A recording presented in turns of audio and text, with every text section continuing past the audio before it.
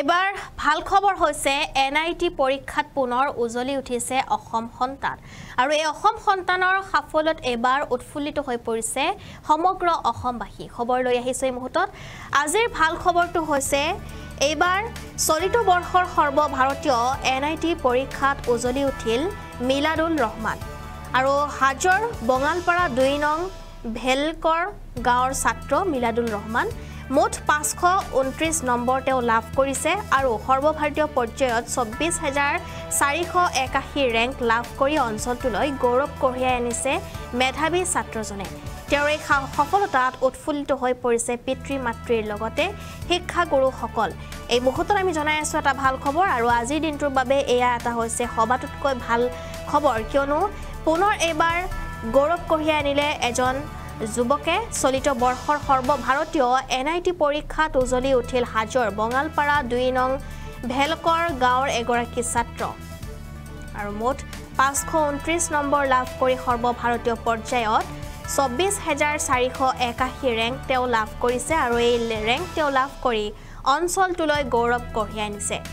তেওঁৰ এই সফলতাত উৎফুল্লিত হৈ পৰিছে পিতৃ মাতৃৰ লগতে শিক্ষাগুৰুসকল অতি পিছপৰা অঞ্চলৰ পৰা গৈ ভৱিষ্যতে এগৰাকী সুচিকিৎসক হোৱাৰ আশা পুহি ৰাখিছে ছাত্ৰগৰাকীয়ে সৰুৰে পৰা অতি মেধা সম্পন্ন ছাত্ৰগৰাকীয়ে প্ৰাথমিক শিক্ষা লাভ কৰিছিল হাজৰ বঙালটোলাৰ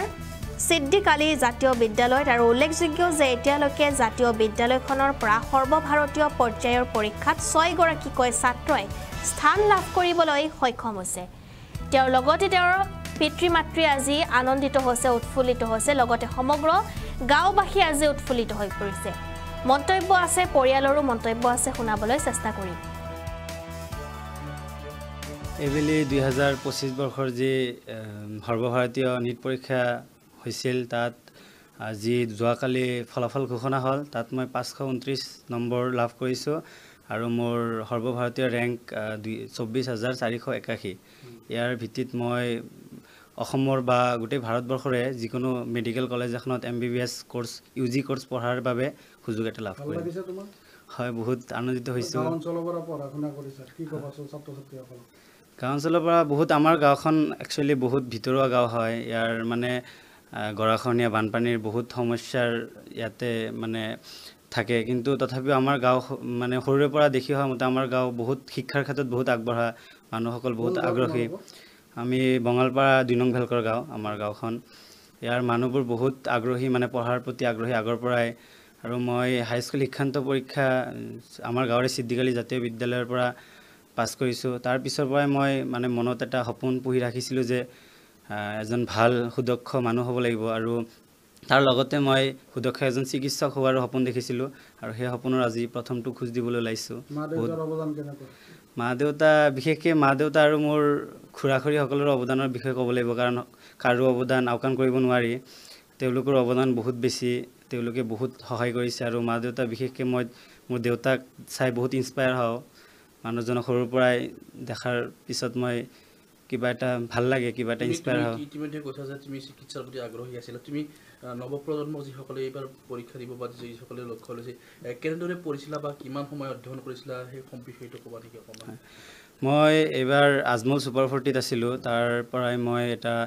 অধ্যয়নৰ যি পৰিৱেশ সেই সুন্দৰ পৰিৱেশ পাইছিলোঁ তাতে আপোনাৰ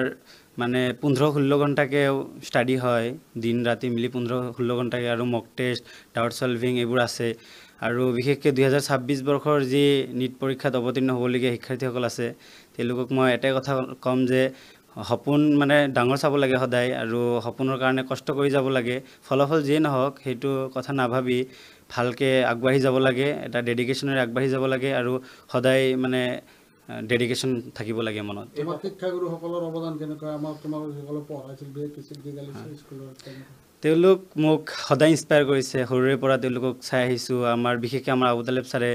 মোক সৰুৰে পৰা পাইছে সৰুৰে পৰা বহুত মৰম কৰিছে কেতিয়াবা মাৰিছেও ভুল হ'লে মাৰিছে আৰু বহুত কথা জনাই দিছে মই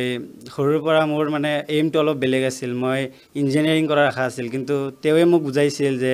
ইঞ্জিনিয়াৰিং মেডিকেল ফিল্ড এইবোৰৰ মানে কেনেকুৱা কি হিচাপত চলে সকলোবোৰ বস্তু বুজাইছিল আবু তালেব ছাৰে বুজাইছিল আৰু তেওঁৰ বুজনিৰ পিছতে মই দুয়োটা বস্তু ভালদৰে বুজি পাইছিলোঁ দুয়োটা বস্তু একচুৱেলি কি তাৰপিছতে মই JEE মেইনছৰো এক্সাম দিছিলোঁ তাতে মই 2024 বৰ্ষত ক্ৰেক কৰিছিলোঁ JEE মেইনছো চিট পাইছিলোঁ আৰু এইবাৰ